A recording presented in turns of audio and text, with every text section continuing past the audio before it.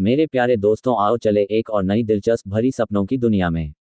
आप लोगों को लगेगा आप भी उस दुनिया की सैर कर रहे हैं। अभी आप कहानी पे डूब जाएं उससे पहले चैनल को सब्सक्राइब कर दे। अगर आपको कहानी पसंद आए तो वीडियो को लाइक करें और प्यारा सा कमेंट करना न भूलें। धन्यवाद। नॉवल का नाम वेपन मास्टर है। अध्याय 401 से 410। मैं प्रोफाउंड पीक से हूं और भाई तांग हुआन को अपना सम्मान अर्पित करता हूं। जब उसने बोलना समाप्त किया तो तियान कबीले के व्यक्ति की नज़रें घूम गईं और उसकी नज़र तांग हुआन पर पड़ी। उसने अपने हाथों को मोड़ा और मुस्कुराया। भाई तांग हुआन की महान प्रतिष्ठा मेरे तियान कबीले के एशन फेदर सीक्रेट क्षेत्र के भीतर भी स्पष्ट रूप से सुनी जा सकती है। भाई तांग हुआन हमेशा इस स्वर्ण वेदी पर बहुत आगे रहता है, जिसके कारण यह नीच व्यक्ति उसके बराबर नहीं पहुंच पाता है। हालांकि भाई तांग हुआन को जल्दी करना होगा। अगर मैंने गलती से मुझे 9वीं मंजिल से पहले जाने दिया तो ये बहुत शर्मनाक होगा। कोट। जैसे ही उसने बोलना समाप्त किया, जुबान फैंग फिर से जोर से हंसा, लेकिन उसकी भौहों के बीच उत्तेजना का एक संकेत था। शर्मिंदा होने की कोई जरूरत नहीं है, क्योंकि आपको मौका नहीं मिलेगा। तांग हुआन ने जुबान फैंग को देखा, उसके मुंह का कोना थोड़ा ऊपर उठा और वह हल्के से मुस्कुराया। अरे, क्या ऐसा है? ये कहना कठिन है। जुबान फैंग के चेहरे पर मुस्कान सख्त हो गई और उसने एक पल में अपने होठों को मोड़ लिया। उसने अपना हाथ उठाकर सामने की दीवार पर लगी एक सुनहरी आकृति को दबाया। बज़, ये देखकर तांग हुआन ने भी शांति से अपना हाथ आगे बढ़ाया। एक क्षण के बाद एक कांपती हुई आवाज निकली और एक घनी सुनहरी रोशनी ने तेजी से तांग हुआन के शरीर को घेर लिया। तांग हुआन, जो एक बार फिर से भ्रामक स्थान में प्रवेश कर चुका था, उसमें घबराहट का जरा सा भी आभास नहीं था। मन के निर्देशों के बीच एक सेकंड में तांग हुआन ने पहले से ही 9 यांग दिव्य भट्टी और 5 रंग आध्यात्मिक गोलियां दोनों को उनकी सीमा तक सक्रिय कर दिया था।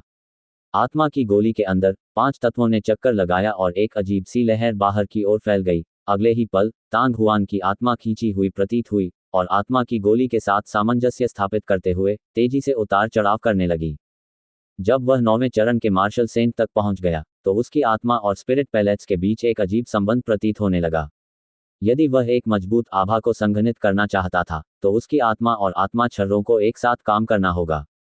तांग हुआन के अनुसार यूफेयान को बहुत पहले ही बल को समझ लेना चाहिए था। उस दिन केवल लुओफू सेंट पर्वत की तलहटी में ही वह दानव कबीले के कई विशेषज्ञों को इस हद तक दबा सका कि वे हिलने की हिम्मत नहीं कर सके। और इस एहसास के साथ 8वें चरण के मार्शल लॉर्ड और 8वें चरण के 9वें मार्शल संत के बीच सबसे बड़ी बाधा पूरी तरह से समाप्त हो गई थी। एक पल के बाद एक राजसी आभा जो कि संघनित पदार्थ की तरह लग रही थी, तांग हुआन के शरीर से ज्वालामुखी विस्फोट की तरह बाहर निकली। एक अत्यंत भयानक दबाव तुरंत उभरा।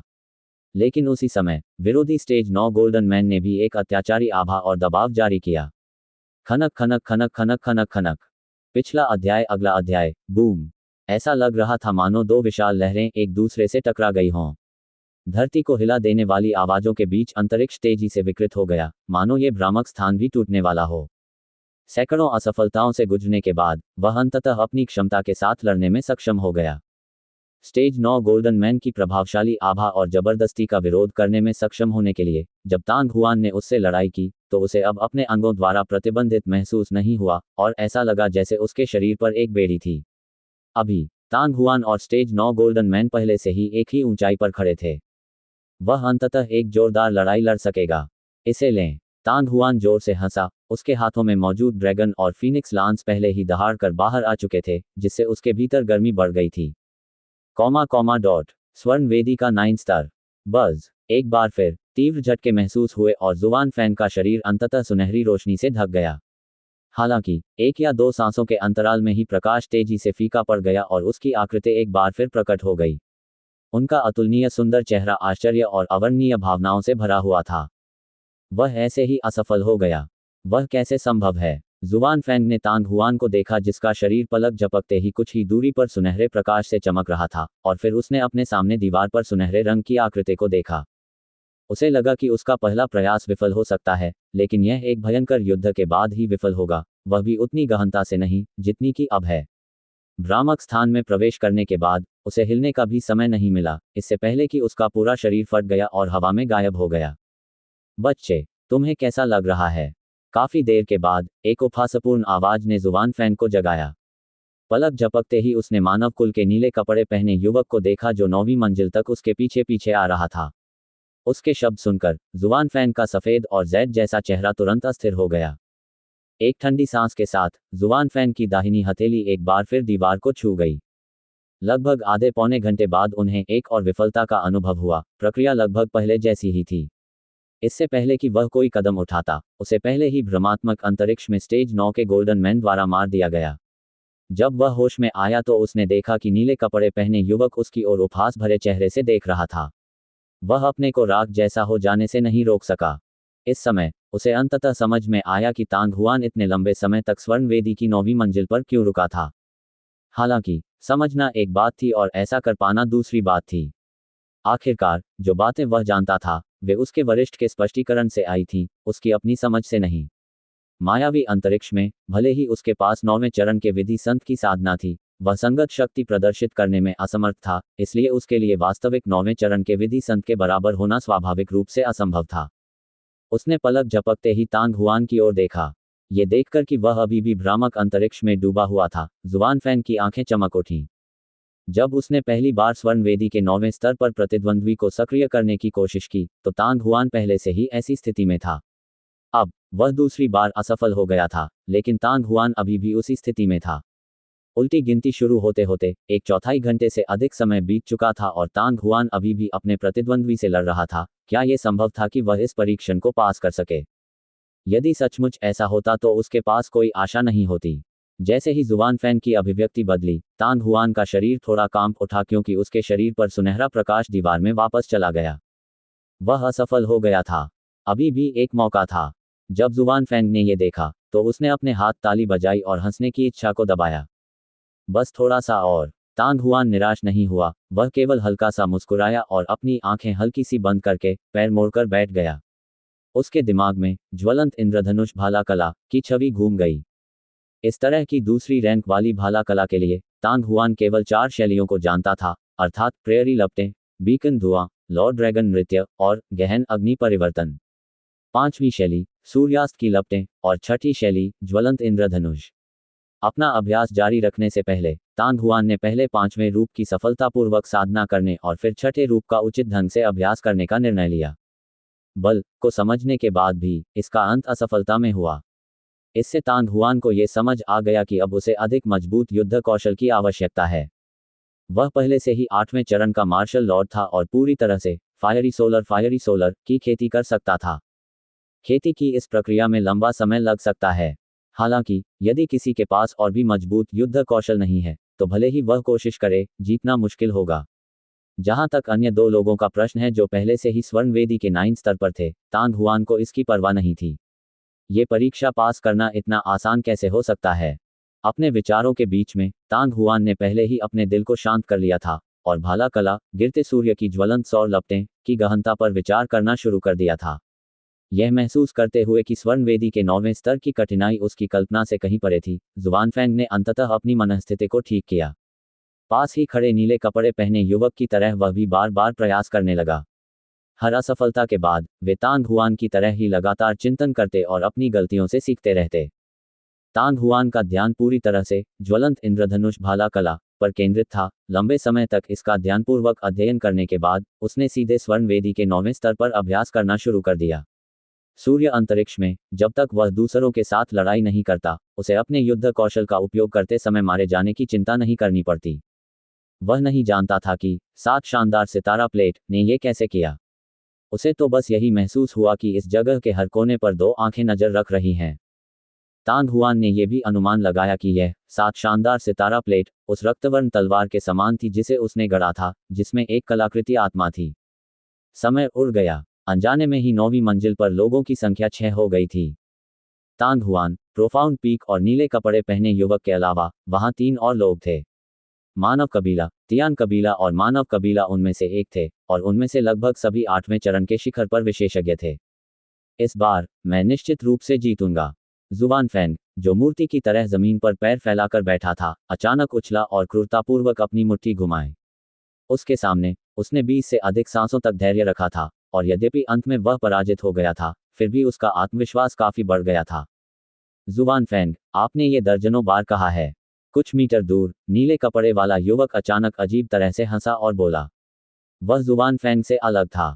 दर्जनों बार असफल होने के बाद अंततः उन्होंने हार मान ली। बाकी समय उन्होंने स्वर्ण वेदी के 9वें स्तर पर साधना की। इस स्थान पर साधना करने का प्रभाव स्वर्गीय आत्मिक क्षेत्र के तीसरे स्तर से रत्ती भर भी कम नहीं था, विशेष रूप से प्रकाश की सुनहरी किरणें जो उसने पहले 8 परीक्षणों के दौरान अवशोषित की थीं। न केवल वह अपनी साधना बढ़ा सकता था, बल्कि उसके मांस शरीर की साधना का प्रभाव भी अत्यंत स्पष्ट था।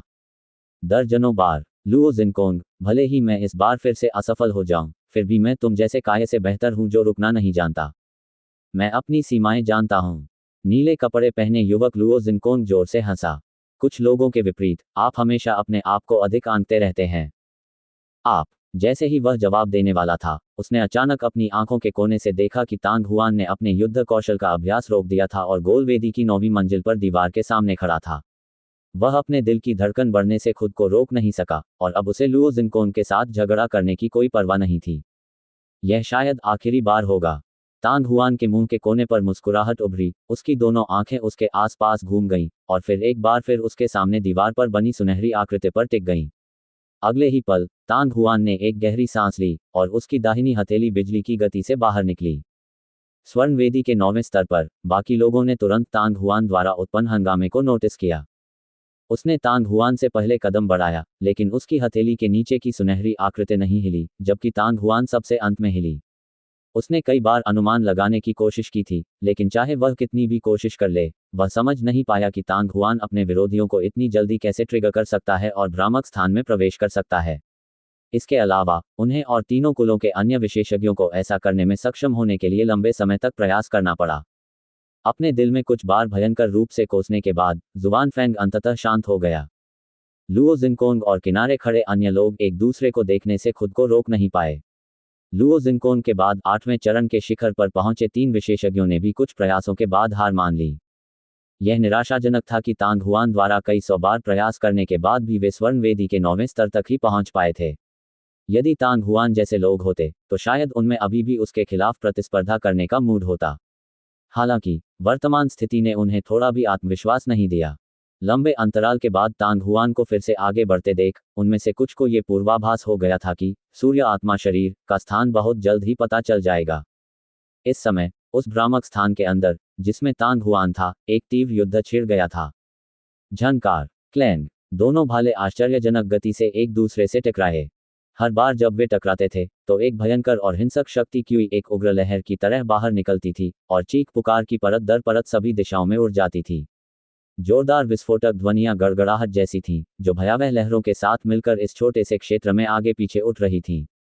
हालांकि, चाहे शून्य कितना भी विकृत और विकृत क्यों न हो, भ्रामक स्थान अभी भी अभेद्य था। यदि बाहरी दुनिया में इतनी बड़ी लड़ाई होती, तो भले ही वह एक पहाड़ होता, उसका आधा हिस्सा इस उन्मत्त शक्ति क्यूई द्वारा काट दिया जाता। पिछला अध्याय। अगला अध्याय। बूम। उसी समय 2 भयानक आभाएं आपस में टकरा गईं। 2 ड्रैगन और फीनिक्स भाले लगभग तुरंत अलग हो गए, और दोनों आकृतियों को शक्ति क्यूई द्वारा लगातार पीछे धकेल दिया गया। बम। उसकी पीठ दीवार से जोर से टकराई, लेकिन तांग हुआन की चाल थोड़ी सी भी धीमी नहीं हुई और वह आगे की ओर कूद पड़ा। हवा में, तांग हुआन के हाथों में लंबा भाला पागलों की तरह दहाड़ने लगा, और भाले की नोक पर अचानक आग का एक गोला उठ गया। भाले का सिर एक आत्मिक सर्प की तरह था जो लयबद्ध तरीके से घूम रहा था। ज्वाला का गोला तेजी से फैल रहा था, और एक क्षण में ऐसा लग रहा था कि वह एक चमकदार लाल सूर्य में बदल गया है। स्टेज 9 में गोल्डन मैन के हाथों में भाला पागलों की तरह नाच रहा था, जब उसने ज्वलंत इंद्रधनुष भाला कला के चौथे रूप, गहन अग्नि परिवर्तन, को प्रदर्शित किया। पिछला अध्याय। अगला अध्याय। बूम। एक गगनभेदी विस्फोट हुआ, जब आकाश में स्थित सूर्य एक उल्कापिंड की तरह आकाश से उतरा और स्टेज 9 के सुनहरे आदमी पर दहाड़ा। जहां भी वह जाता, ऐसा लगता जैसे अंतरिक्ष में प्रवेश कर गया हो। एक लंबी ज्वाला फूट पड़ती है, जिससे चमकदार लाल प्रकाश निकलता है। ये ज्वलंत इंद्रधनुष भाला कला, सूर्यास्त लपटें, का 5वां रूप था। लगभग उसी समय, स्टेज 9 के गोल्डन मैन भाले पर लगी आग की गेंद भी ज्वलंत लाल रोशनी की धारियों में बदल गई, जो आकाश को ढंकते हुए आगे बढ़ गई। इस समय, इस भ्रमात्मक स्थान में गर्मी पहले से ही भयावह स्तर तक बढ़ चुकी थी। ऐसा लग रहा था मानो वह सोने को पिघलाकर लोहे में बदल सकता है। एक क्षण में, गिरता हुआ सूरज प्रकाश की घनी लाल धारा से टकराया। बम। चौंकाने वाली विस्फोट ध्वनियों के बीच, उन्मत्त शक्ति क्यू एक हिंसक तूफान की तरह थी, जो एक के बाद एक लहरें उड़ा रही थी और आसपास की दीवारों पर तेजी से प्रहार कर रही थी। पलक झपकते ही दोनों हजारों बार टकराए। प्रकाश की ज्वलंत लाल धारा एक के बाद एक बिखर गई और सूर्य तेजी से सिकुड़ रहा था। लेकिन कुल मिलाकर बाद वाले का पलड़ा भारी लग रहा था, और जब सारी ज्वलंत लाल रोशनी लगभग गायब हो गई थी, तब भी सूरज एक कटोरे के बराबर बड़ा था जो स्टेज 9 के गोल्डन मैन की ओर बढ़ रहा था। स्टेज 9 के गोल्डन मैन ने भी देखा कि स्थिति अच्छी नहीं थी। उसने अपने हाथ में पकड़ा हुआ लंबा भाला बाहर निकाला और हवा में एक तीखी सीटी गूंज उठी। Bang bang bang. टकराव की कई आवाजों के बाद अंततः सूर्य ढह गया, लाल प्रकाश के कणों में बदल गया जो हवा में बिखर गए। लेकिन इस समय अत्यंत सघन लपटों का एक समूह तेजी से इंद्रधनुष की तरह घूमता हुआ, हवा को चीरता हुआ, आग से संघनित एक तेज सुई की तरह लग रहा था जिसे रोकना असंभव लग रहा था। ये भाला कला की छठी चाल थी, सच्ची लपटों का ज्वलंत इंद्रधनुष। स्वर्ण वेदी के 9वें स्तर पर भाला तकनीक की 5 तकनीकों के प्रशिक्षण की प्रक्रिया में तांग हुआन ने सच्ची लौ इंद्रधनुष भाला तकनीक के छठे रूप को लगभग समझ लिया था। हालांकि तांग हुआन ने उस समय प्रशिक्षण शुरू नहीं किया था। वह काफी समय से जानता था कि इस भ्रमपूर्ण स्थान में उसके विरोधियों के पास जो युद्ध कौशल थे वे पूरी तरह से तांग हुआन द्वारा सीखे गए युद्ध कौशल पर आधारित थे। जब वह बाहर था तो उसने फॉलन सन फियरी ब्लेज शैली में महारत हासिल कर ली थी, इसलिए स्टेज 9 गोल्डन मैन निश्चित रूप से इसका उपयोग करने में सक्षम होगा। यदि तांग हुआन स्वर्ण वेदी के 9वें स्तर से भाला तकनीक के छठे रूप का सफलतापूर्वक अभ्यास कर सकता है, तो चरण 9 का सुनहरा आदमी भी इस शक्तिशाली भाला कला को समझने में सक्षम होगा। इसलिए तांग हुआन अभी भी पीछे हट गया। इस बार जब उन्होंने भ्रामक स्थान में प्रवेश किया तो तांग हुआन और चरण 9 के सुनहरे आदमी लंबे समय से लड़ रहे थे ताकि भाला तकनीक के छठे रूप में पूरी तरह से महारत हासिल की जा सके। तांग हुआन ने जिस युद्ध कौशल में महारत हासिल की थी वह कुछ ऐसा था जिसके बारे में स्टेज 9 गोल्डन मैन को इस आदान प्रदान के दौरान कभी पता नहीं चलता। बेशक अगर वह इस बार भी हार गया तो अगली बार जब वह मायावी स्थान में प्रवेश करेगा तो तांग हुआन को एक ऐसे प्रतिद्वंद्वी का सामना करना पड़ेगा जिसने उसके समान ही छठे रूप को समझ लिया है। ची। कान फाड़ देने वाली ध्वनि के बीच एक असामान्य रूप से भयावह ऊर्जा तरंग फैल गई जिससे पूरा स्थान ज्वलंत नुकीली सुई से हिल उठा। दूसरी ओर स्टेज 9 का गोल्डन मैन अचंभित लग रहा था। हालांकि अगले ही पल जैसे वह किसी सपने से जागा हो, उसने अपना भाला लहराया। उसमें से भयंकर लपटें उठने लगीं जो मिलकर एक और ज्वलंत सूर्य में परिवर्तित हो गईं। सोने को भेदने वाली और पत्थर को चकनाचूर कर देने वाली चीखती हुई ध्वनि के बीच सूर्य एक उल्कापिंड की तरह था जो क्षितिज से सीटी बजाता हुआ नीचे आ रहा था और तेज आवाज के साथ उस ज्वलंत इंद्रधनुष का स्वागत कर रहा था जिसका आकार एक तीखे सुआ जैसा था। इस समय स्टेज 9 के गोल्डन मैन ने ट्रू फ्लेमिंग रेनबो स्पीयर तकनीक सनसेट फ्लेम्स के 5वें रूप को भी उजागर किया था। बम। एक जोरदार चीख के साथ सनी सनबस्ट लपटें सच्ची लपटों के ज्वलंत इंद्रधनुष से टकरा गईं। एक क्षण के बाद उस मायावी अंतरिक्ष के मध्य एक अत्यंत विचित्र दृश्य प्रकट हुआ। तेजी से घूमता हुआ अग्नि में इंद्रधनुष एक तेज ड्रिल की तरह लग रहा था जो गोल लाल सूरज के केंद्र से होकर बिजली की गति से स्टेज 9 के गोल्डन मैन की छाती पर जा गिरा। Boom boom. इसके तुरंत बाद सूर्य और ज्वालाएं जो छेदी गई थीं एक ही समय में फट गईं और हिंसक और अत्याचारी शक्ति की भ्रामक अंतरिक्ष में अनियंत्रित रूप से घूमने लगी। भयावह गर्मी एक तूफानी समुद्र की तरह थी जो तेजी से उतार चढ़ाव कर रही थी जिससे पूरा क्षेत्र आग की लाल आभा से भर गया था। ठीक उसी समय सुनहरी रोशनी का एक पिंड अचानक अंतरिक्ष को चीरता हुआ तांग हुआन की ओर बढ़ा। इस बार मैं निश्चित रूप से जीतूंगा। स्वर्ण वेदी के 9वें स्तर पर जुबान फैन खड़ा हुआ और अपने दांत पीसते हुए गुर्राया। उसकी अभिव्यक्ति कुछ हद तक भयावह भी हो गई थी। कुछ समय पहले ही उसे एक और असफलता का सामना करना पड़ा और जब उसे लगा कि वह अपने प्रतिद्वंद्वी को हरा सकता है तो उसकी हत्या कर दी गई। पिछली कुछ लड़ाइयों में उसने लगभग हर लड़ाई जीत ली थी। इस तरह की असफलता ने उसे स्वीकार करने के लिए अत्यंत अनिच्छुक बना दिया। सीखे गए सबक को संक्षेप में बताने के बाद जुबान फैंग ने एक बार फिर खुद को प्रोत्साहित किया। कुछ मीटर दूर लुओ जिनकोंग ने जब उसकी बातें सुनी तो वह अपने होठों को फुलाए बिना नहीं रह सकी। जब से तांग हुआन ने प्रयास करना शुरू किया तब से उसने और 8वें चरण के शिखर पर मौजूद अन्य 3 लोगों ने साधना नहीं की। वे पूरे समय तांग हुआन की गतिविधियों पर नजर रख रहे थे, ये देखना चाहते थे कि क्या इस बार वह सफल हो सकता है। इस वजह से प्रोफाउंड पीक की गतिविधियों को भी लुओ जिनकोंग द्वारा कैप्चर किया गया था। उन्हें ये बात बहुत स्पष्ट थी कि प्रोफाउंड पीक का ऐसा भाव क्यों था। लगभग हर बार असफल होने पर यह लड़का अतुलनीय अवसाद के साथ चिल्लाता था, बस थोड़ा और मैं जीत जाऊंगा। उनके विचार में ये प्रोफाउंड पीक की एक गलत धारणा मात्र थी। एक बार में थोड़ा थोड़ा अधिक, हर बार थोड़ा थोड़ा अधिक पाना असंभव था। ये हमेशा से ऐसा ही था, जिसका मतलब था कि जुबान फेंग और स्टेज 9 गोल्डन मैन के बीच अभी भी एक बड़ा अंतर था। जुबान फेंग इसके भीतर था, इसलिए वह इसे समझ नहीं पाया, लेकिन वह इसे किनारे से स्पष्ट रूप से देख सकता था। लुओ जिनकोंग और अन्य लोगों की निगाहों के नीचे जुबान फेंग ने एक गहरी सांस ली और दीवार की ओर चल दिया। हालांकि जैसे ही जुबान फेंग अपना हाथ उठा रहा था, अचानक एक सुनहरी रोशनी बगल से चमक उठी। उसने अवचेतन रूप से पलक झपकते ही ऊपर देखा और तांग हुआन का आकार स्पष्ट रूप से दिखाई दिया। उसके शरीर पर छाई सुनहरी रोशनी की परत पहले ही गायब हो चुकी थी। क्या ये सफलता थी या असफलता? जुबान फेंग चौंक गया और अवचेतन रूप से उस सुनहरे आकार को देखा जिसे तांग हुआन ने दबा दिया था। जब प्रतिद्वंद्वी को सक्रिय किया जाता था, तो परीक्षण में भाग लेने वाले व्यक्ति के शरीर पर सुनहरी रोशनी छा जाती थी और आकृति तुरंत मंद पड़ जाती थी। यदि वह परीक्षण में असफल हो जाता, तो स्वर्णिम प्रकाश तुरंत वापस प्रवाहित हो जाता और आकृति स्वाभाविक रूप से पुनः चमकने लगती, लेकिन यदि वह परीक्षण में सफलतापूर्वक उत्तीर्ण हो जाता, तो स्वर्णिम आकृति मंद और मंद ही रहती। उसे अपनी मूल स्थिति में आने में काफी समय लगेगा। इस समय गहन पर्वत की दृष्टि रेखा के भीतर वह आकृति जिसे तांग हुआन दबा रहा था, पूरी तरह से धुंधली हो गई थी। यह जुबान फेंग का मुंह थोड़ा खुला हुआ था और उसकी आंखें स्थिर थीं। उसके सुंदर जैद जैसे चेहरे पर अभिव्यक्ति वास्तव में असाधारण रूप से अद्भुत हो गई थी। माँ, क्या मैं सफल हुआ? कोट, परीक्षण खत्म हो गया है। ये तांग हुआन वास्तव में शक्तिशाली है। स्वर्ण वेदी की 9वीं मंजिल पर दानव कबीले के विशेषज्ञ ने सदमे के एक संक्षिप्त क्षण के बाद वास्तव में अपनी आवाज को दबा दिया और भयंकर रूप से शाप दिया। लुओ जिनकोंग, अन्य तियान कबीले की लड़की और मानव कबीले में से एक, जोर से चिल्लाने से खुद को रोक नहीं सकी। उन्हें पहले से ही इस तरह के परिणाम की उम्मीद थी, लेकिन अब जब उन्होंने व्यक्तिगत रूप से तांग हुआन को स्वर्ण वेदी के 9वें स्तर को सफलतापूर्वक पार करते हुए देखा था, तब भी वे काफी हैरान थे। तांग हुआन निर्वाण पवित्र अग्नि के साथ जुड़ गया था, इसलिए उसकी ताकत पहले से ही बेहद अत्याचारी थी, जो 8वें चरण के साधारण मार्शल लॉर्ड से कहीं ज्यादा थी। अब जबकि उसने सूर्य आत्मा शरीर को संघनित कर लिया था, तो उसकी शक्ति निश्चित रूप से और भी अधिक भयानक हो जाएगी। 7 शानदार सितारा प्लेट में प्रवेश करने से पहले यह कहा गया था कि तांग हुआन ने लगातार 8वें चरण के कई राक्षसी कमांडरों को मार डाला था।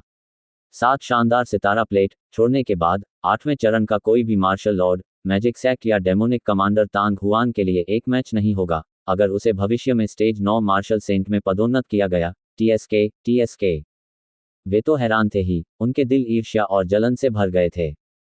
मैं अंततः सफल हुआ। तांग हुआन के दिल में एक अनियंत्रित खुशी उभरी और तुरंत बाद उसने अवचेतन रूप से स्वर्ण वेदी के नीचे की ओर देखा। चाहे वह सफलता हो या असफलता, तांग हुआन को निश्चिंत होने के लिए मु यान और 7 रंग वाले आत्मा चूहे की स्थिति को देखना होगा। सौभाग्यवश अब तक कोई समस्या नहीं आई। छोटे लड़के को पूरी ताकत से अपने पंजे हिलाते देख तांग हुआन मुस्कुराए बिना नहीं रह सका और फिर पलट गया। जुबान फेंग और लुओ जिनकोंग की निगाहों के सामने, जिनके भाव अलग अलग थे, उसने अपना पैर उठाया और विपरीत दीवार की ओर चला गया। पहले स्तर से 8वें स्तर तक का रास्ता तो सरल था, लेकिन 9वें स्तर तक उसे सैकड़ों असफलताओं का सामना करना पड़ा। वह भ्रामक अंतरिक्ष में अपने विरोधियों द्वारा बार बार मारा गया और उसे अपनी गलतियों से सीखना पड़ा और प्रयास करते रहना पड़ा। अंततः पुरस्कार प्राप्त करने का समय आ गया। तांग हुआन का दिल भावनाओं से भर गया। एक क्षण बाद उसकी आकृति स्वर्ण वेदी की 9वीं मंजिल पर दीवार के साथ विलीन हो गई। स्वर्ण वेदी के शीर्ष पर तांग हुआन की आकृति प्रकट हुई। बस कुछ ही देर बाद सूर्य के अंतरिक्ष में एक स्पष्ट और तेज कंपन गूंज उठा। 9वीं परत के शीर्ष पर स्थित जैद स्तंभ से तुरंत ही स्वर्णिम प्रकाश की खरबों किरणें निकलने लगीं। अगले ही क्षण, चाहे वे लोग थे जो पैर मोड़कर बैठे थे या फिर वे 3 कुलों के योद्धा थे जो मायावी स्थान के अंदर लड़ रहे थे, वे अचानक जाग उठे। उन्होंने एक अदम्य धक्का देने वाली शक्ति महसूस की और उनके शरीर उस शक्ति से लिपटे बिना नहीं रह सके और बाहर उड़ गए। ओह हफ! दूसरे स्तर से लेकर 9वें स्तर तक अनेक आकृतियां नीचे तैरती रहीं। यहां तक कि तीनों जातियों के विशेषज्ञ भी, जो अभी भी धातु की वेदी के सबसे निचले स्तर पर अटके हुए थे, उस प्रचंड बल के कारण अनायास ही पीछे धकेल दिए गए। क्या चल रहा है? मैं जल्द ही तीसरा परीक्षण पास कर लूंगा और चौथे स्तर में प्रवेश करूंगा। तांग हुआन, ऊपर वाला तांग हुआन है। कोट, सब लोग जल्दी से उधर देखो। ये तांग हुआन है जिसने 9वीं मंजिल की परीक्षा सफलतापूर्वक पास कर ली है। कोट। घटनाओं के इस अचानक मोड़ ने तीनों कुलों के सभी विशेषज्ञों को, जो अभी अभी उस भ्रामक स्थान से बाहर आए थे, एक दूसरे की ओर निराशा से देखने पर मजबूर कर दिया। घटनाओं के इस अचानक परिवर्तन से तीनों कुलों के सभी विशेषज्ञ, जो अभी अभी उस मायावी स्थान से बाहर आए थे, एक दूसरे की ओर निराशा से देखने लगे। उस समय जब उन्होंने तांग हुआन को आगे बढ़ते हुए स्वर्ण वेदी के 9वें स्तर पर चढ़ते हुए देखा था, तो उन सभी ने सोचा था कि सूर्य आत्मा शरीर का स्थान रहस्य से परे था। लेकिन उसके बाद ये देखते हुए कि तांग हुआन लगातार असफल हो रहा था और जुवान फैंग, लुओ जिनकोंग और बाकी सभी स्वर्ण वेदी के 9 स्तर पर पहुंच गए थे, सभी को लगा कि हालांकि तांग हुआन सबसे पहले ऊपर गया था, लेकिन सूर्य आत्मा शरीर जरूरी नहीं कि उसका हो। हालांकि इस विचार को प्रकट होने के कुछ समय बाद ही भीड़ ने दबा दिया, क्योंकि उस गहन पर्वत ने भी तांग हुआन के अनुभवों को दोहराया और अंत में लुओ जिनकोंग और अन्य लोगों ने भी प्रयास करना छोड़ दिया। इन परिस्थितियों में कोई भी तांग हुआन की तुलना कैसे कर सकता है, जो स्वर्ण वेदी के 9 स्तर पर सबसे लंबे समय तक रहा।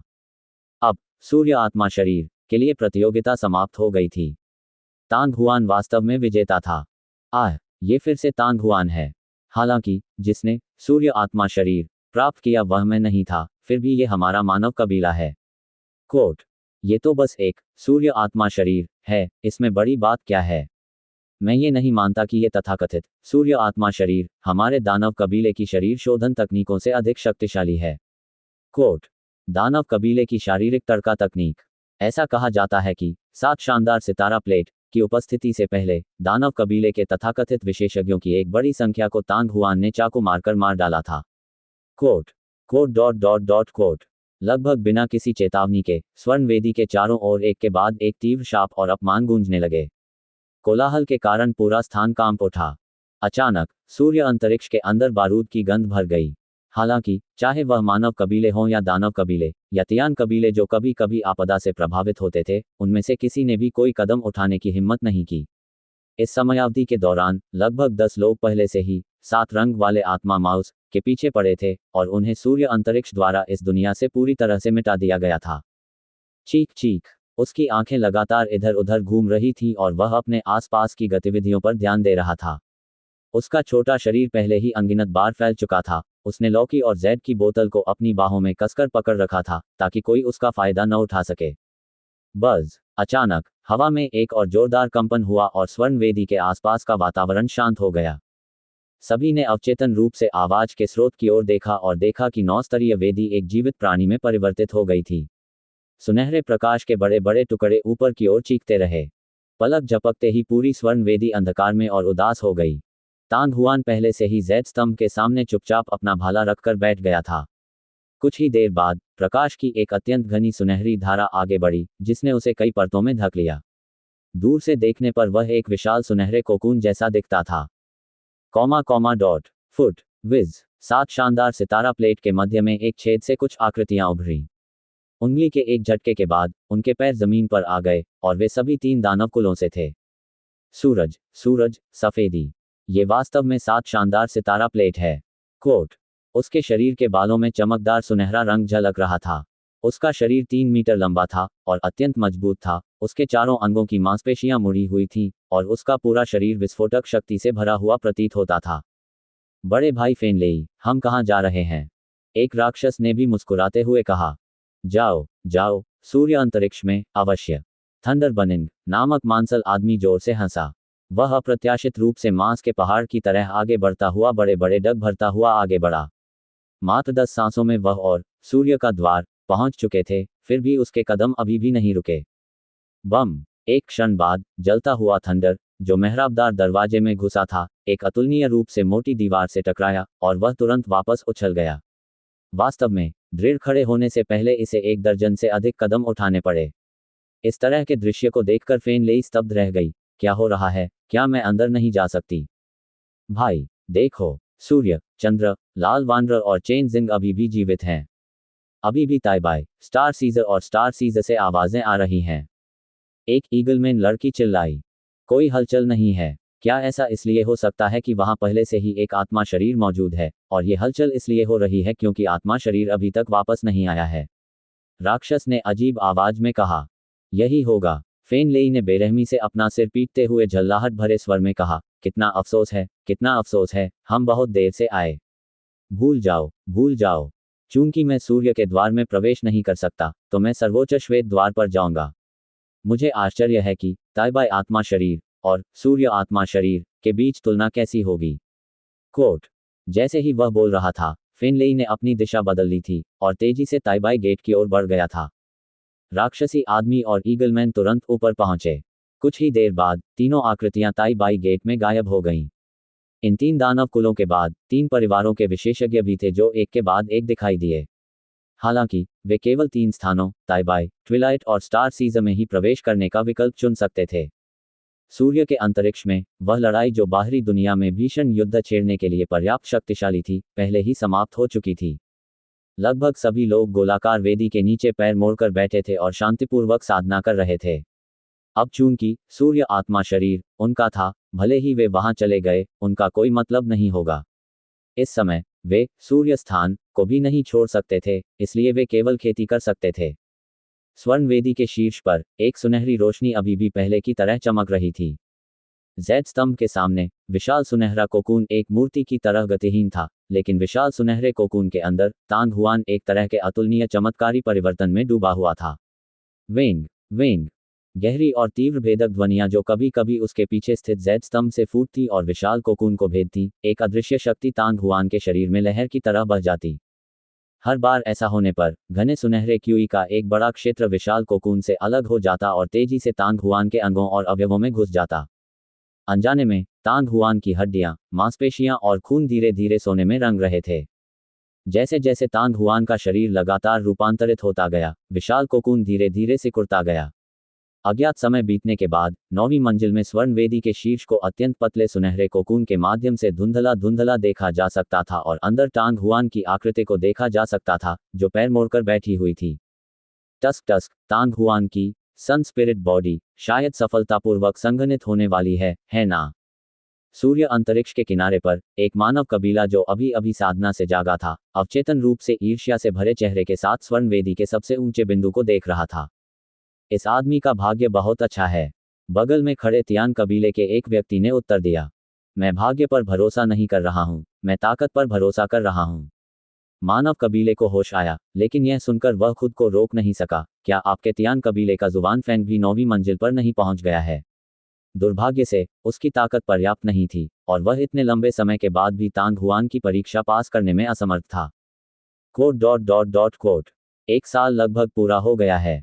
1 दर्जन मीटर दूर दानव कबीले के 8वें चरण के एक दानव ने गोल वेदी की ओर देखा। उसका चेहरा अचानक उदास हो गया। 9वीं मंजिल पर मानव कबीले का प्रतिद्वंद्वी स्टेज 9 मार्शल संत होना चाहिए, और यदि कोई स्टेज 9 मार्शल संत को हराना चाहता है तो उसे पहले मार्शल संत की शक्ति को समझना होगा।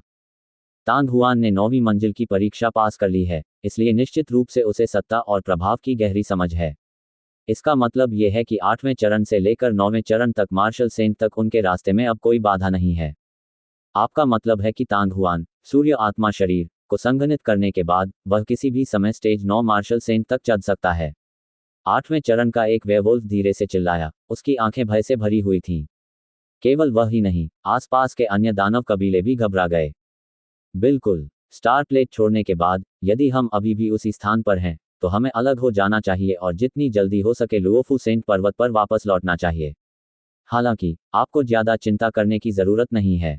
मेरे अनुमान के अनुसार उस समय तांग हुआन जिस पहले व्यक्ति की तलाश करेगा वह संभवतः यंग मास्टर फेन हान ही होगा। कोट। ये सब फेन हान की गलती है।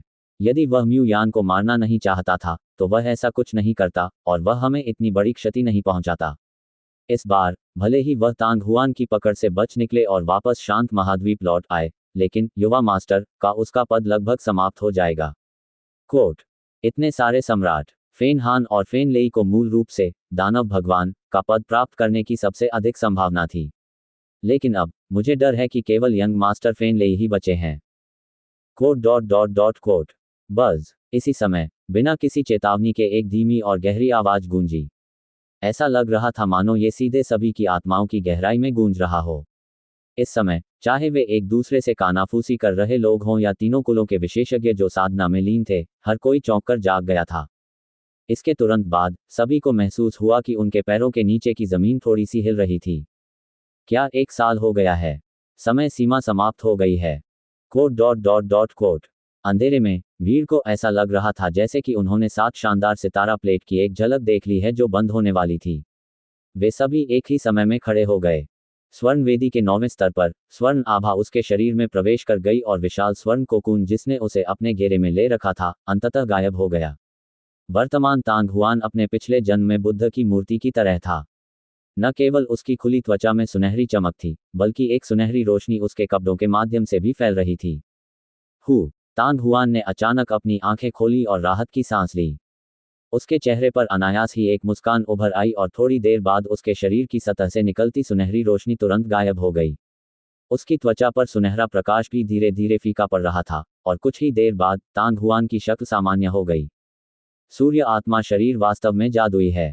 तांग हुआन ने अपने शरीर में हो रहे परिवर्तनों को ध्यानपूर्वक महसूस किया और वह बहुत खुश हुआ। इस समय तांग हुआन को लगा कि उसका शरीर अब मांस और रक्त वाहिकाओं से नहीं बना है, बल्कि पूरी तरह से ऊर्जा से बना है। ये वास्तव में बेहद चिकना है। एक पल में ऊर्जा उसके शरीर के हर हिस्से तक पहुंच चुकी थी, और इतना ही नहीं, तांग हुआन को यह भी महसूस हुआ कि उसका शरीर बेहद हल्का था, मानो वह हवा में तैरते हुए तियान कबीले के लोगों की तरह बन सकता था और किसी भी समय तैर सकता था। बस इस सूर्य आत्मा शरीर की सुंदरता निश्चित रूप से इससे कहीं अधिक थी। जैसे ही तांग हुआन इसका स्वाद लेना जारी रखने वाला था, एक और धीमी और गहरी ध्वनि पूरे सूर्य स्थान में गूंज उठी और एक पल में उसके पैरों के नीचे ऊंची वेदी की 9 परतें और यहां तक कि पूरा सूर्य स्थान भी कांपने लगा। समय सीमा बहुत जल्दी आ गई है। तांग हुआन चौंक गया। उसने तुरंत ऊपर देखा। उसके सामने का स्थान अचानक विकृत हो गया और एक सुनहरा धनुषाकार दरवाजा दिखाई दिया। अब आप जा सकते हैं। तीनों कुलों के विशेषज्ञ तुरंत नीचे से बाहर आ गए। तांग हुआन को होश आया और वह एक कदम आगे बढ़ा। उसका शरीर एक निगल की तरह हल्का था और सहजता से म्यू यान की तरफ तैर गया, जिससे 7 रंग वाला आत्मा माउस चौंक गया। तांग हुआन ने 7 रंग वाले आत्मा माउस के सिर को छुआ, बिना कुछ भी समझाने की जहमत उठाए। एक विचार के साथ उसने सच्ची अग्नि आत्मा वसंत जल वाली बोतल और गोल समलन गोली वाली जैद बोतल को वापस सुमेरु जादुई अंगूठी में रख दिया और फिर म्यू यान को उसकी पीठ पर बांध दिया। कीगिंग सही था। पूरा 1 साल बीत जाने के बाद भी म्यू यान की चोटें और अधिक नहीं बढ़ीं। यद्यपि उसकी आत्मा के उतार चढ़ाव कमजोर थे, फिर भी वह स्थिर थी। इसके अलावा हर दिन सच्ची अग्नि आत्मा वसंत की एक बूंद म्यू यान के मांस शरीर को हर समय अपनी जीवन शक्ति बनाए रखने की अनुमति देगी। 1 साल पहले की तुलना में म्यू यान अभी भी पहले की तरह आकर्षक और सौम्य थी। उसका चेहरा भी बहुत लाल हो गया था, जिससे वह सोई हुई सुंदरी लग रही थी। छोटे बच्चे, ऊपर आओ। हमें अब बाहर जाना चाहिए। जी। इंद्रधनुषी आत्मा चूहा खुशी से चिल्लाया और कुछ ही सांसों में तांग हुआन के कंधे पर कूद गया। इसके बाद तांग हुआन बहुत तेज गति से आगे बढ़ा और एक ही छलांग में वह 10 मीटर से अधिक दूर पहुंच गया। कुछ ही सांसों के भीतर तांग हुआन सूर्य द्वार से गुजर चुका था। उसकी आंखों के सामने दुनिया तेजी से बदल गई। एक क्षण के बाद तांग हुआन के पैर जमीन पर मजबूती से जम गए, लेकिन एक नजर डालने के बाद तांग हुआन ने भौहें सिकोड़ ली। उतरने का स्थान 7 शानदार स्टार प्लेट नहीं था, न ही स्टार प्लेट के नीचे की घाटी, जो लंबे समय से खंडहर में तब्दील हो चुकी थी। ये एक विरल जंगल था।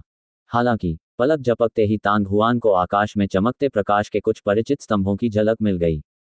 जाहिर है, जिस क्षण वे सूर्य अंतरिक्ष से बाहर निकलेंगे, अंदर मौजूद सभी लोगों को लुओफू दुनिया के विभिन्न हिस्सों में भेज दिया जाएगा। मैं सभी को उनके पुरस्कारों और मासिक टिकटों के लिए धन्यवाद देता हूं। मासिक टिकट रैंकिंग अभी भी 4थे स्थान पर है, इसलिए मेरे लिए अपने गुलदाउदी को अस्थायी रूप से फटने से बचाना बहुत खतरनाक था। इसके अलावा सांस्कृतिक जनजातियों के लिए एक कल्याणकारी कार्यक्रम भी आयोजित किया जाता है। सभी लोग कृपया भाग लें। कृपया अधिक पढ़ें और इसे अपनी सूची में सबसे ऊपर रखें। ये लुओफू विश्व का दक्षिण पूर्वी भाग है। दानव कबीले के असुरगुप्त क्षेत्र का प्रवेश द्वार लुओफू विश्व की पूर्वी सीमा पर है। मुझे आश्चर्य है कि फेन हान को 7 शानदार सितारा प्लेट द्वारा कहां भेजा जाएगा। लुओफू वर्ल्ड में वापस लौटने के बाद क्या वह केंद्रीय क्षेत्र में लुओफू पवित्र पर्वत पर वापस लौटेगा, या वह इस स्थान को छोड़कर असुरगुप्त क्षेत्र में वापस लौट जाएगा? तांग हुआन ने एक पल सोचा और उसके चेहरे पर झिझक की झलक दिखाई दी। वह दानव वंश के किसी भी अन्य व्यक्ति को जाने दे सकता था।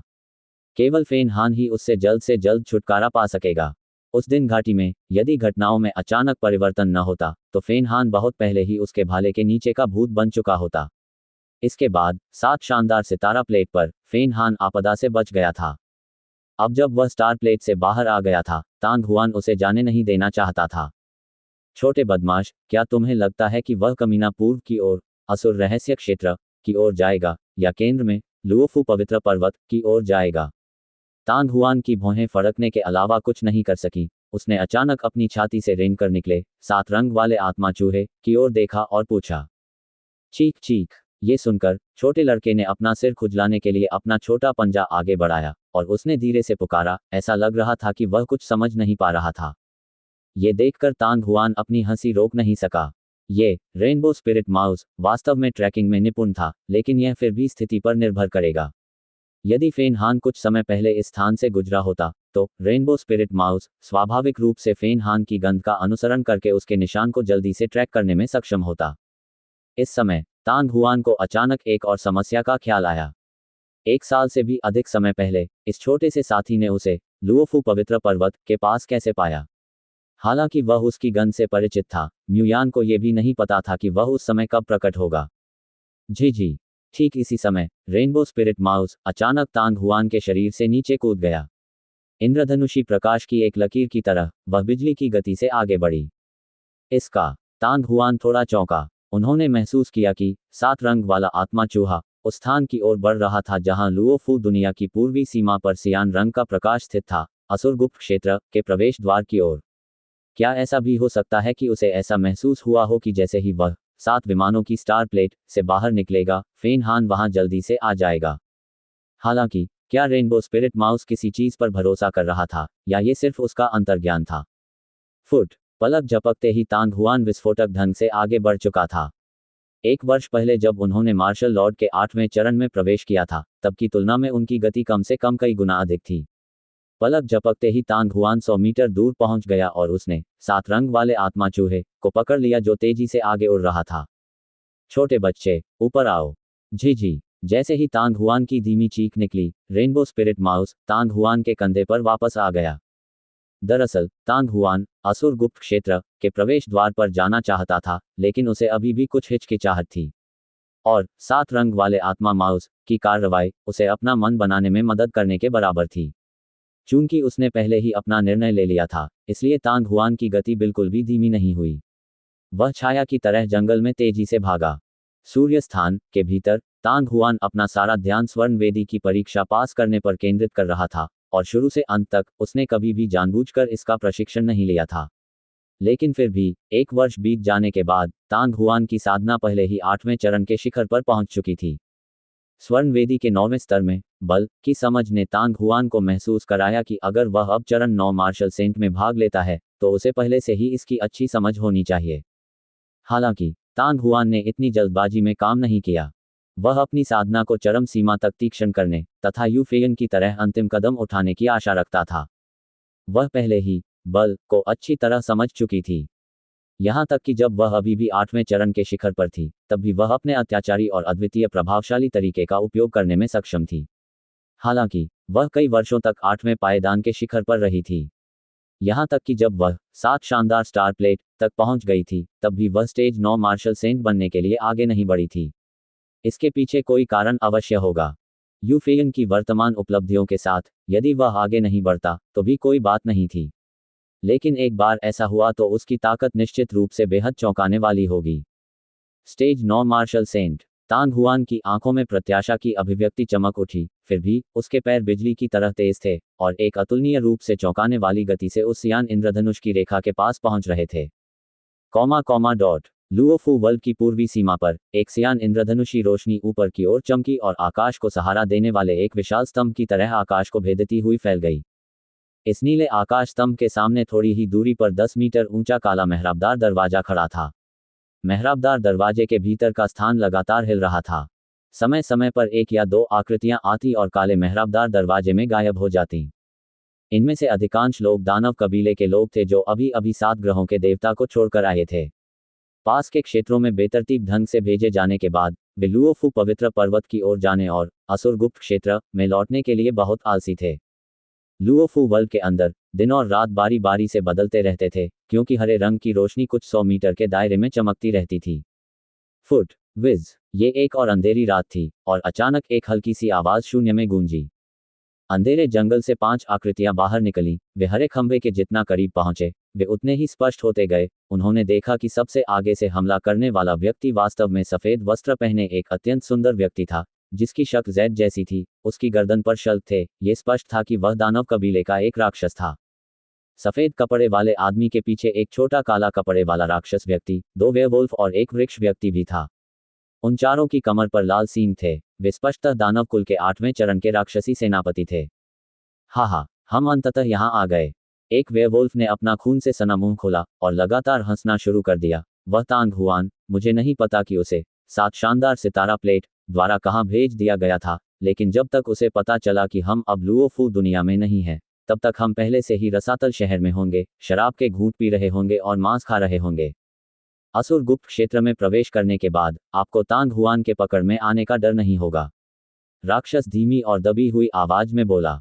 क्या मजाक है? क्या हम उस तांग हुआन से भी डरते हैं?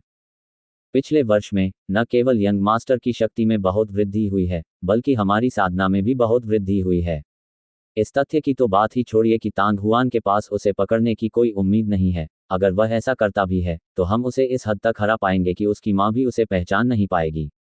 यह सही है। अरे, वह तांग हुआन बहुत ही घृणित है। उसने वास्तव में उस दिन हम में से बहुतों को मार डाला था।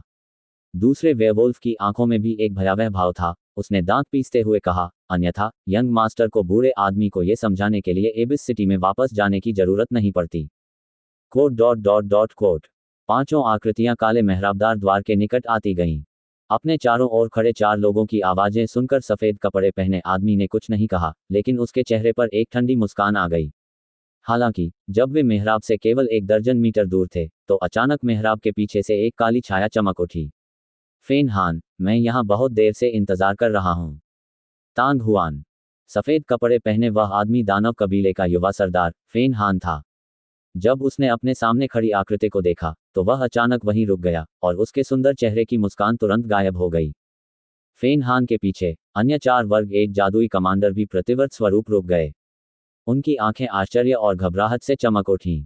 मेहराबदार दरवाजे के सामने जो आकृति थी वह वास्तव में तांग हुआन थी, जिसका उन्होंने अभी उल्लेख किया था।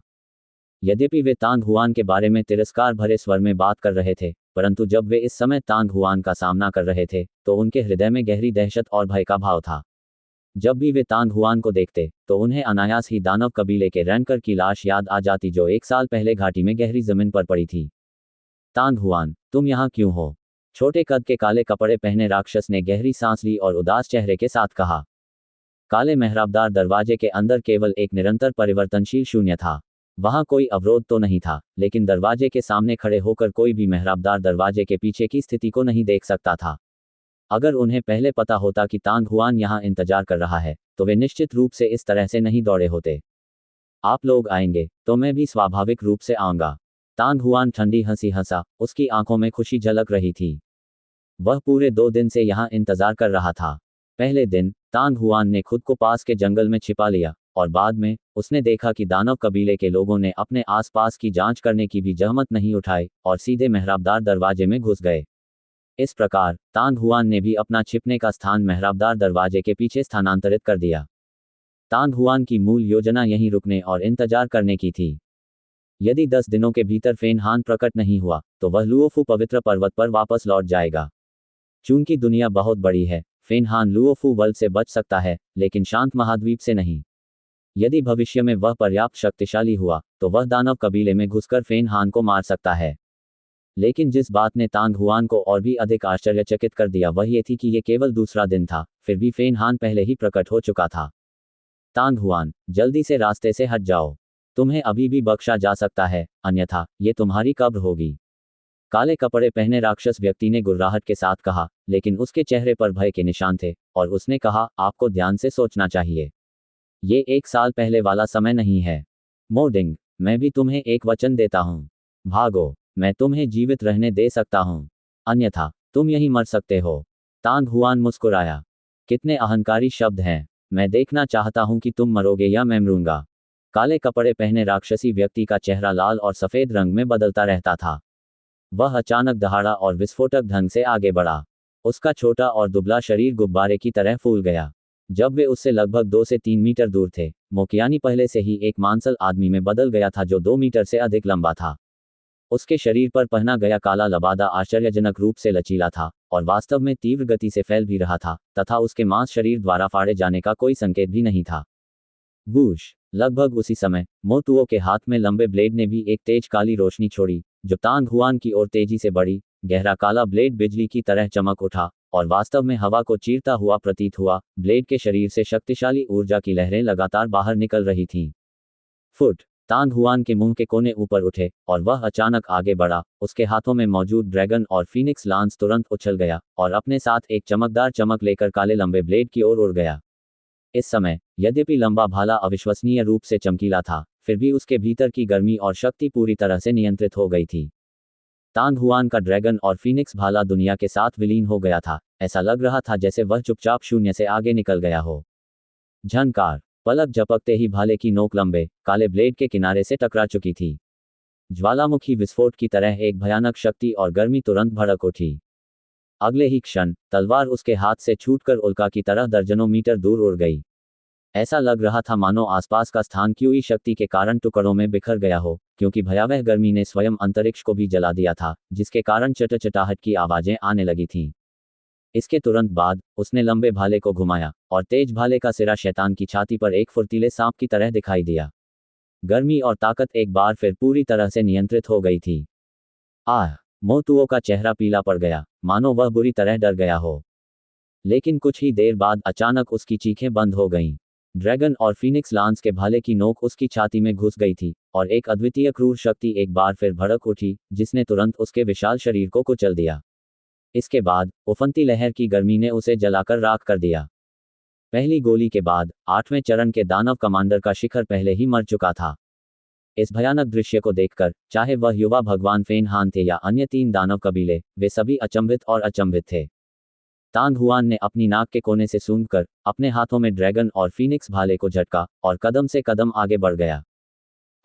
इसके तुरंत बाद तांग हुआन के शरीर से एक अत्यंत भयावह आकृति निकली और देखते ही देखते आसपास के कुछ दर्जन मीटर के क्षेत्र में फैल गई। वह आभा किसी विशाल पर्वत के समान भव्य तथा सागर के समान विशाल थी। यह महान सूर्य के समान शक्तिशाली था तथा सूर्य के समान शक्तिशाली था। जहां भी वह जाता, आकाश और धरती विकृत और तरंगित प्रतीत होते थे। यह मार्शल संत की शक्ति है। जब फेन हान और अन्य लोग होश में आए तो वे सभी भयभीत थे।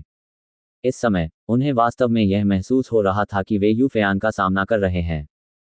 1 साल पहले तांग हुआन, जो अभी अभी 8वें चरण के मार्शल लॉर्ड के रूप में आगे बढ़ा था, मजबूत था, लेकिन इतना मजबूत नहीं था कि उन्हें डर महसूस हो। लेकिन 1 साल बाद जब उनका सामना तांग हुआन से हुआ, जिसकी आभा स्वर्ग तक फैली हुई थी, तो उन्हें अतुलनीय दबाव महसूस हुआ। यहाँ तक कि सांस लेना भी मुश्किल हो गया था और वे अपने दिल में शक्तिहीनता महसूस करने से खुद को रोक नहीं पा रहे थे। 1 साल तक 7 शानदार सितारा प्लेट में रहने के बाद तांग हुआन की ताकत वास्तव में उस स्तर तक बढ़ गई थी जो यू फेयान के बराबर थी। या क्या यह हो सकता है कि उसने पहले से ही किसी प्रकार के साथ गौरवशाली आत्मिक शरीर को संघनित कर लिया था? लैंग शुन! फेन हान अचानक धीमी आवाज में चिल्लाया और बगल में वेयरवुल्फ की ओर देखा। ये स्पष्ट था कि वह शैतान से बहुत डरता था। शैतान 8वें चरण के शैतान कमांडर का एक प्रतिष्ठित शिखर था, लेकिन वह तांग हुआन से एक भी गोली नहीं झेल सकता था। वह 8वें चरण के शैतान कमांडर का भी शिखर था, और अगर वह वास्तव में इस तरह से दौड़ता, तो वह शायद डेमोन स्टेप की तरह खत्म हो जाता। आओ! लांग शुन ने अचानक चीख मारी और आगे की ओर भागा। हालांकि वह अभी 2 या 3 मीटर ही दूर गया था कि अचानक उसका शरीर एक ओर चला गया। उसने अपनी लगभग पूरी ताकत लगा दी और एक पल में लैंग शुन पहले से ही 10 मीटर से अधिक दूर था, लेकिन उसने अभी भी रुकने का कोई संकेत नहीं दिखाया।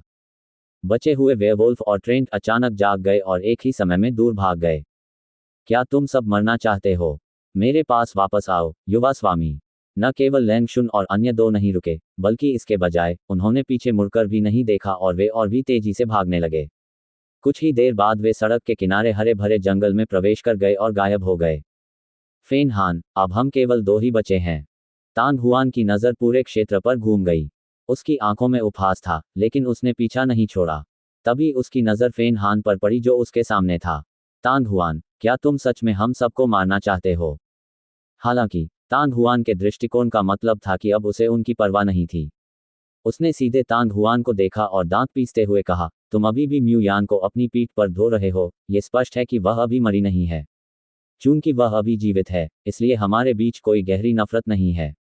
1 वर्ष पहले उस घाटी में मेरे दानव कबीले के कई विशेषज्ञ तुम्हारे हाथों मारे गए थे। कोट। म्यूयान आज भी जीवित था, जो फेन हान की उम्मीदों से कहीं अधिक था। वह अपने आत्मा प्रतीक की शक्ति को जानता था। इसे स्वयं दानव भगवान फेन तियान ने तैयार किया था। यद्यपि इसकी शक्ति सीमित थी और वह पिछले वर्ष आत्मा प्रतीक की शक्ति को पूरी तरह से उन्मुक्त करने में असमर्थ था, फिर भी ये ऐसी चीज नहीं थी जिसका म्यूयान मुकाबला कर सके। ये तथ्य कि वह मार खाने के बाद भी इतने लंबे समय तक टिकी रही, काफी चौंकाने वाला था। किसने सोचा था कि 1 साल बाद भी वह जीवित रहेगी? इससे फेन हंजी को बहुत आश्चर्य हुआ। हालांकि इतना छोटा सा आश्चर्य उसके दिल में मौजूद अपमान और गुस्से को कम करने में असमर्थ था। सभी सम्राटों में से 2 सबसे शक्तिशाली सम्राटों में से एक के रूप में, चाहे वह शांत महाद्वीप हो या असुर गुप्त क्षेत्र और यह लुओफू विश्व, फेन हान हमेशा शक्तिशाली था। यहाँ तक कि यूफेयान और किंगयन के अलावा मानव कबीले, तियान कबीले के विशेषज्ञ भी शायद ही कभी उसे अपमानित करने की हिम्मत करते थे। हालांकि वह वास्तव में तांग हुआन के सामने बहुत विनम्र था। जब तक तुम जीवित हो, ये दुश्मनी कभी हल नहीं होगी। तांग हुआन ने उपहास किया, उसका दिल ठंडी हंसी से हंस रहा था। फेन हान इस समय इतना अधीनस्थ व्यवहार इसलिए कर रहा था क्योंकि वह काफी मजबूत था। अन्यथा वह बहुत पहले ही उस पर आक्रमण कर चुका होता। यदि वह उसे अभी छोड़ दे, तो भविष्य में अवसर मिलते ही वह उसे अवश्य मौत के घाट उतार देगा। तांग हुआन, क्या तुम्हें सचमुच लगता है कि यह युवा स्वामी तुमसे डरता है? फेन हान अब और अपने आप को रोक नहीं सका और उसने तांग हुआन को भयंकर रूप से घूरा और लाल चेहरे के साथ दहाड़ने लगा। चूंकि मामला ऐसा है, तो बकवास बंद करो। तांग हुआन हंसा, उसके पैर अचानक तेज हो गए, उसका शरीर तोप के गोले की तरह आगे की ओर बढ़ रहा था, उसके हाथ में ड्रैगन और फीनिक्स भाला बिजली की गति से चुभ रहा था। उसका भाला बिना आवाज के चलता था, लेकिन उसकी गति अतुलनीय थी। 7 शानदार सितारा प्लेट के ऊपर सूर्य आत्मा शरीर को संघनित करने के बाद तांग हुआन के शरीर की प्रतिक्रिया की गति बहुत बढ़ गई थी और वास्तविक क्यूई पर उसका नियंत्रण विशेष रूप से एक बेहद चौंकाने वाले स्तर पर पहुंच गया था। गर्जन। काले शल्क वास्तव में इतनी तेजी से फैले कि उन्हें नंगी आंखों से देख पाना मुश्किल था। पलक झपकते ही फेन हान का पूरा शरीर तराजू से ढक गया और तुरंत बाद उसके हाथ में मोटी वुल्फ टीथ रॉड ने लंबे भाले का स्वागत किया। पिछली बार जब उसने घाटी में तांग हुआन के साथ युद्ध किया था, तो उसे बहुत कष्ट सहना पड़ा था। अब उसे सबक मिल गया था। 7 शानदार सितारा प्लेट को छोड़ने के बाद उसने जो पहला काम किया, वह था अपने साथ ले जाने के लिए एक हथियार ढूंढना। इस तरह की जगह पर तांग हुआन द्वारा रोका जाना वास्तव में उपयोगी था। भेड़िया दांतेदार गदा भी बिजली की तरह तेज थी। यद्यपि गहरे काले रंग की छड़ ड्रैगन और फीनिक्स भाले की तरह चमकदार नहीं थी, जिसे वास्तविक क्यूई द्वारा सक्रिय किया गया था, भेड़िया नुकीले गदा से एक अत्यंत भयानक शक्ति प्रस्फुटित हुई। एक धक्का लगते ही शक्ति क्यूई तरंगित हुई, मानो उसने हवा में एक छेद बना दिया हो। डिंग। पलक झपकते ही ड्रैगन फीनिक्स भाला और वुल्फ टीथ मेस जोर से टकराए और बिजली के फूटने के साथ ही हवा में तेज चीखने की आवाज गूंज उठी। ऊर्जा की एक लहर, जिसे नंगी आंखों से देखा जा सकता था, टक्कर के बिंदु से सभी दिशाओं में फैल गई तथा लांगस्पियर के विस्फोट से निकली ऊष्मा भी इस लहर का अनुसरण करते हुए लहर की तरह बाहर निकल गई। एक क्षण में 20 से 30 मीटर की परिधि में रेत उड़ गई, चट्टानें उड़ गई और आकाश का रंग बदल गया। अगले ही पल तांग हुआन और फेन हान लगातार पीछे हट गए। हालांकि केवल 2 कदम पीछे हटने के बाद तांग हुआन ने पहले ही अपने शरीर को स्थिर कर लिया था और एक बार फिर भयानक तरीके से आगे बढ़ा, जैसे कि वह एक तूफान में बदल गया हो। इसके अलावा उसके हाथ में जो भाला था, उस पर न केवल मनमोहक लाल लपटें प्रकट हुई, बल्कि वे तेजी से फैलने लगी और एक क्षण में ऐसा लगा मानो वे आपस में गुंथी हुई लिपटों से बने लाल सूरज में बदल गई हों। पिछला अध्याय। अगला अध्याय। बूम। लंबा भाला चला, लाल सूरज एक उल्कापिंड की तरह फेन हान की ओर गरजने लगा। शक्ति क्यूई एक ज्वार की तरह थी, गर्मी की लहरें उठी और तूफान की तरह संघनित प्रभावशाली क्यूई के साथ मिलकर इसने भाला तकनीक के 5वें रूप, सूर्य की झुलसाने वाली ज्वाला, को और भी अधिक शक्तिशाली बना दिया। जैसे ही फेन हान, जो 6 या 7 कदम पीछे हट गया था, ने अपना पैर जमाया, तांग हुआन का भयानक और हिंसक हमला पहले ही उसके सामने आ चुका था। एक धीमी गड़गड़ाहट के साथ वुल्फ टीथ रॉड एक बार फिर आने वाले लाल सूरज से टकराया।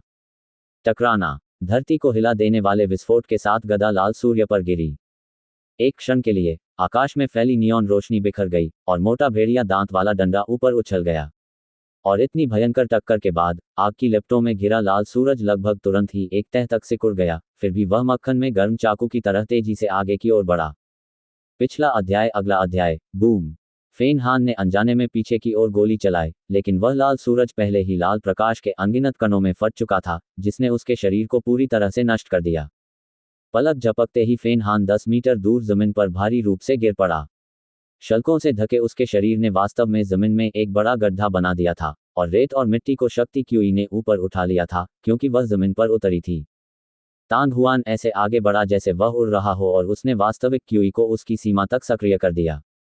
एक निराकार अवरोध की परत उसे और म्यू यान को, जो अंदर पीठ के बल लेटा हुआ था, ढक रही थी, जो उन्हें और करीब आने से रोक रही थी। उसके सामने के गड्ढे में आकाश में फैली रेत के ऊपर से एक आकृति उभरकर सामने आई। यह फेन हान था, जिसके कपड़े पहले ही धूल में बदल चुके थे और उसका शरीर पूरी तरह से शल्कों से ढका हुआ था। हालांकि अजीब बात यह थी कि फेन हान के शरीर पर काले रंग के शल्क वास्तव में सफेद हो गए थे, और उनसे मोटी धातु जैसी चमक निकल रही थी। तांग हुआन, क्या तुम सोचते हो कि तुम ही एकमात्र शक्तिशाली हो? फेन हान की आंखें क्रूर थीं और वह पागलों की तरह हंस रहा था। 7 शानदार सितारा प्लेट पर इस युवा मास्टर ने ताइबाई आत्मा शरीर को सफलतापूर्वक संघनित किया है। मेरे दानव कबीले के पास एक अत्याचारी शरीर है, और इस ताइबाई आत्मा शरीर को जोड़ना एक बाघ को पंख जोड़ने जैसा है। अभी तो मेरा शरीर अविनाशी है, तो फिर तुम मेरा क्या कर सकते हो? इससे पहले फेन हान अभी भी थोड़ा चिंतित था, लेकिन अभी अभी हुए उस हमले के बाद उसका आत्मविश्वास तेजी से बढ़ गया। क्या तुमने सचमुच ताइबाई आत्मा शरीर प्राप्त किया है? तांग हुआन थोड़ा आश्चर्यचकित हुआ, लेकिन तुरंत अपनी भौं उठाई और व्यंग्यात्मक लहजे में बोला, फेन हान, मैं देखना चाहता हूं कि तुम्हारा ताइबाई आत्मा शरीर कितनी बार मेरे हमलों का सामना कर सकता है। जिस क्षण उसने बोलना समाप्त किया, तांग हुआन पहले ही आगे बढ़ चुका था और उसके हाथों में मौजूद ड्रैगन और फीनिक्स लांस एक बार फिर बिना आवाज किए शून्य को भेदते हुए उसमें घुस गया। फेन हान जोर से हंसा और अपना शरीर क्षैतिज रूप से हिलाया। हालांकि भेड़िया नुकीले गदा, जो पहले ही ऊंचाई पर पहुंच चुका था, एक भयंकर गर्जना के साथ नीचे गिर गया। हालांकि जैसे ही भाला टकराने वाला था, तांग हुआन के भाले की शक्ति अचानक बदल गई। लंबा भाला सांप की तरह मुड़ गया, गदा के करीब चिपक गया और नीचे से निकल गया। पिछला अध्याय। अगला अध्याय। बूम। क्षण भर में ही वुल्फमेज मेस जमीन पर गिर पड़ा, जिससे एक बड़ा गड्ढा बन गया तथा धूल और रेत धुएं की तरह ऊपर उठने लगी। बम। लेकिन लगभग उसी समय तांग हुआन का शरीर अचानक पास आया, और उसका भाला फेन हान की बाईं कमर पर लगा, और एक राजसी असली क्यूई दहाड़ कर बाहर निकली, जिसमें एक भयानक गर्मी थी। आव। डोर कटी पतंग की तरह फेन हान चीखता हुआ भेड़िया नुकीले गदा को खींचते हुए 20 मीटर से अधिक पीछे की ओर उड़ रहा था। एक क्षण में जमीन पर एक और गहरा गड्ढा बन गया, तथा भारी मात्रा में धुआं और धूल हवा में फैल गई। तुरंत फेन हान जोर से हंसते हुए गड्ढे से बाहर कूद गया। हाहा, तांग हुआन, ये युवा मास्टर ठीक है। लेकिन एक पल के बाद तांग हुआन एक छाया की तरह आ गया, और उसकी हंसी भी अचानक बंद हो गई। मरना। वह दहाड़ते हुए दांत पीसने लगा। फेन हान की वह भेड़िया दांतेदार गदा धूल और रेत का एक बादल लेकर उसके सामने खड़ी आकृति की ओर टूट पड़ी। तांग हुआन ने अपने दिल में ठंडी सांस ली और लंबे भाले को दूर धकेल दिया। तीव्र टक्कर की आवाज के बाद फेन हान के हाथ में हथियार एक तरफ झुक गया, लेकिन ड्रैगन और फीनिक्स भाला सीधे फेन हान की छाती पर सफेद तराजू में घुस गया था। ऐसा महसूस हो रहा था मानो किसी अत्यंत कठोर लौह अयस्क पर वार किया गया हो। डिंग। रात के आकाश में धातुओं के टकराने की आवाज गूंज रही थी। आव। फेन हान एक बार फिर से उड़ गया और उसने एक और दर्दनाक चीख निकाली। तांग हुआन ने बिल्कुल भी विराम नहीं लिया। भाले के बाद भाला, हर भाले का वार ऐसा था जैसे कोई भूत अपनी गुफा से बाहर आ रहा हो, बिना किसी आवाज के, लेकिन जो शक्ति फूटी वह अतुलनीय रूप से अत्याचारी थी। तांग हुआन के शानदार भाला कौशल की तुलना में फेन हान की वुल्फ टीथ रॉड थोड़ी अनाड़ी थी। आखिरकार दानव कबीले के अधिकांश लोगों के लिए वे जिन चीजों में सबसे अधिक कुशल थे, वे हथियार नहीं थे, बल्कि हथियार थे, जो उनके मांस शरीर की शक्ति को उन्मुक्त करने के लिए उपकरण थे। यदि किसी की शक्ति पर्याप्त मजबूत हो, तो भले ही उनके तरीके सरल और अपरिष्कृत हों, वे एक ही वार में 10 स्थानों को नीचे गिरा सकते हैं। लेकिन अब फेन हान की ताकत तांग हुआन की तुलना में थोड़ी कमजोर थी। इन परिस्थितियों में फेन हान के कच्चे और सरल तरीके उसकी अपनी कमजोरी बन गए। इस प्रकार तीव्र टक्कर की आवाजों के बीच समय समय पर फेन हान की हृदय विदारक चीखें सुनी जा सकती थीं। रात के आकाश के नीचे मेहराब के सामने तांग हुआन का भाला या तो फेन हान के शरीर को छेद देता या तोड़ देता और बार बार हवा में उड़ा देता। जमीन पर गड्ढों की संख्या लगातार बढ़ती जा रही है। 100 मीटर से अधिक दूर जंगल में 3 दानव कबीले विशेषज्ञ जो पहले भाग गए थे, पहले से ही एकत्र हुए थे। काले मेहराबदार दरवाजे के सामने का दृश्य देखकर उनके दिल डर से उछल पड़े, तांग हुआन काफी मजबूत था। अगर श्वेत आत्मा शरीर को संघनित करने वाली 7 शानदार सितारा प्लेट न होती तो वह अब तक अनगिनत बार मर चुका होता। तांग हुआन, तुम मुझे नहीं मार सकते। एक बार फिर ड्रैगन और फीनिक्स भाले द्वारा बहा दिए जाने के बाद फेन हान, जो गड्ढे से बाहर निकल आया था, वास्तव में संतोष में जोर से हंसा। मैंने आपके साथ बहुत लंबे समय तक खेला है, अब इस युवा मास्टर के विदा लेने का समय आ गया है। बात करते हुए फेन हान सीधे मुड़ा और काले मेहराबदार दरवाजे की ओर दौड़ा, मानो उसे तांग हुआन की परवाह नहीं थी जो 10 मीटर से अधिक दूरी पर था।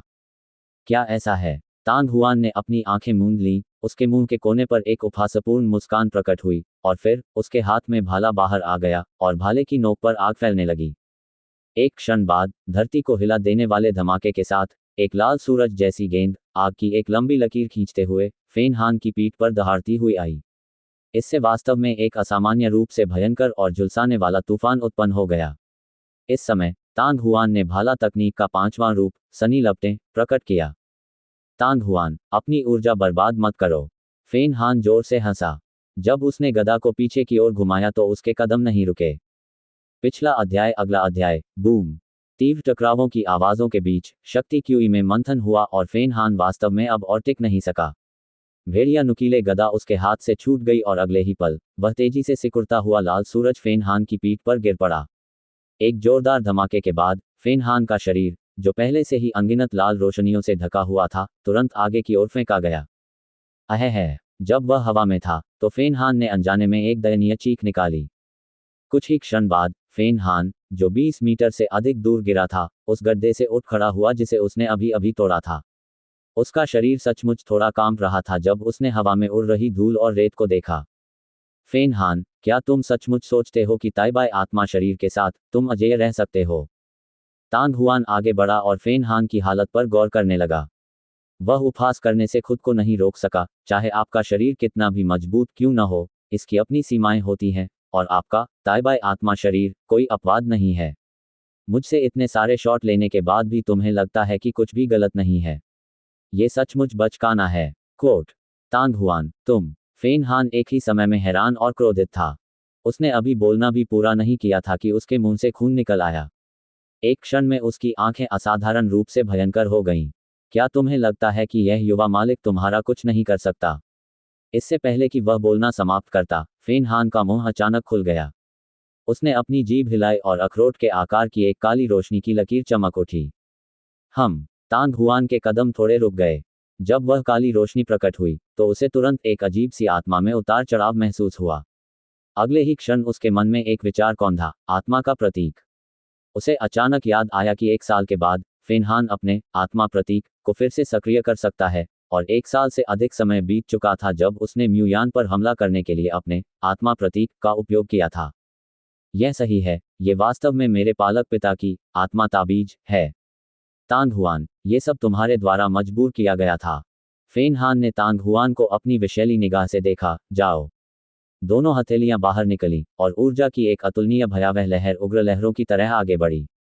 ये एक अविश्वसनीय रूप से शक्तिशाली आत्मिक शक्ति थी जो वास्तव में एक तीक्ष्ण सुई की तरह आगे की ओर बढ़ रही थी। गति इतनी तेज थी कि किसी को भी बचने का समय नहीं मिला। अगले ही पल तांग हुआन को ऐसा महसूस हुआ जैसे एक बहुत बड़ा उल्कापिंड उसकी आत्मा से जोरदार धमाके के साथ टकराया हो, और एक भयानक शक्ति का विस्फोट तबाही मचाने लगा। लेकिन उसी समय एक अतुलनीय अत्याचारी तलवार का इरादा भी फट पड़ा। कुछ ही क्षणों के बाद ऐसा लगा जैसे तांग हुआन की आत्मा का सबसे गहरा हिस्सा हिंसक हवाओं और लहरों से हिल गया हो। आत्मा प्रतीकों के हमले वास्तव में भयानक हैं।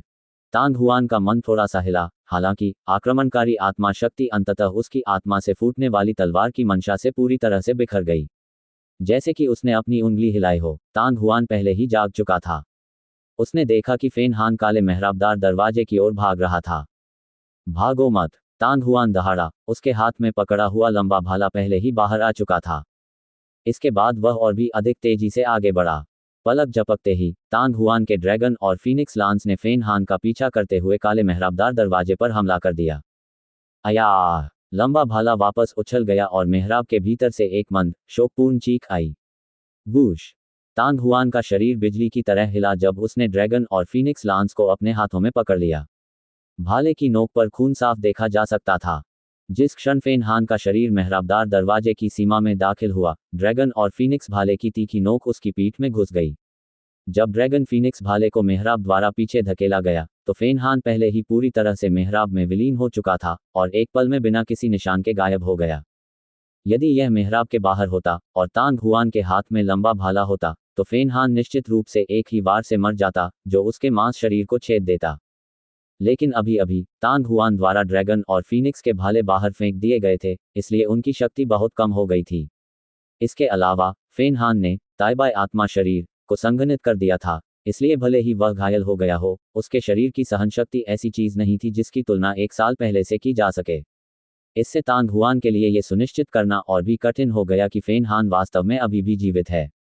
हालांकि भले ही फेन हान की मृत्यु नहीं हुई हो, लेकिन उसका मांस शरीर निश्चित रूप से भारी रूप से घायल हो जाएगा और वह निश्चित रूप से इतनी आसानी से ठीक नहीं हो पाएगा। फेन हान, अगर तुम मर गए हो तो भूल जाओ। यदि तुम मरे नहीं हो तो। तांग हुआन ने अचानक उपहास किया और पलक झपकते ही बाईं ओर के जंगल की ओर देखा।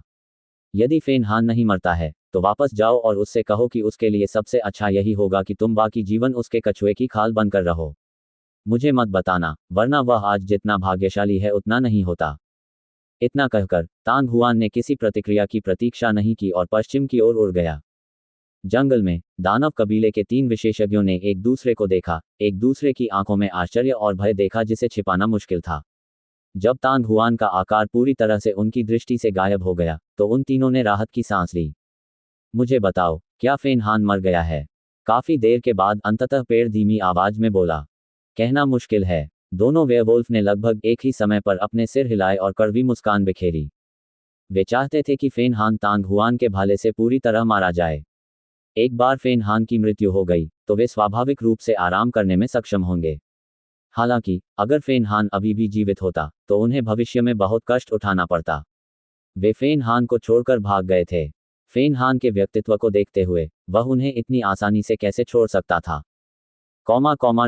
मुझे वास्तव में उम्मीद नहीं थी कि एक साल पहले यूफेयन ने वास्तव में आखिरी स्वर्ग की सीढ़ी पार की थी और आत्मा चरम पवित्र महल में प्रवेश किया था और 7 शानदार सितारा प्लेट पर चढ़ने के बाद उसने एक लाल भटकने वाली आत्मा शरीर को संघनित किया था।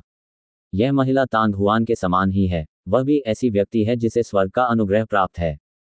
लुओफू सेंट पर्वत की तलहटी में तियान कबीले के आवासीय क्षेत्र में एक तंबू के भीतर किंग यन खुद को उत्साहित होने से नहीं रोक सकी।